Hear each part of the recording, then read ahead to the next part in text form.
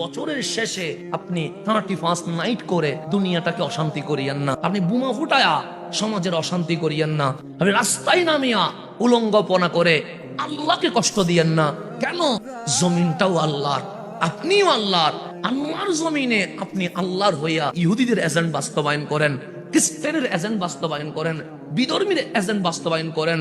ওই রহমান যিনি আপনি অপরাধ করার পরেও আপনাকে বেশি ভালোবাসে, উনি কি কষ্ট পাবে না? তো ওনাকে কষ্ট দিচ্ছেন কেন? উনি তো আপনাকে ভালোবেসে আপনাকে মাফ করে, উনি তো আপনি মাফ না চাইলেও আপনাকে দয়া করে, তো ওনাকে আপনি কষ্ট দিচ্ছেন কেন? কিন্তু 31শে ডিসেম্বর দেখবেন এই বাংলার জমিনে উলঙ্গপনা কারে কয়, 31st নাইটে দেখবেন উলঙ্গপনা কারে কয়। আরে অনেকেই বলে আমেরিকা উলঙ্গ, অনেকেই বলে কানাডা উলঙ্গ, অনেকেই বলে ইউরোপ উলঙ্গ। আমি বলি, কে বলেছে আমেরিকা উলঙ্গ?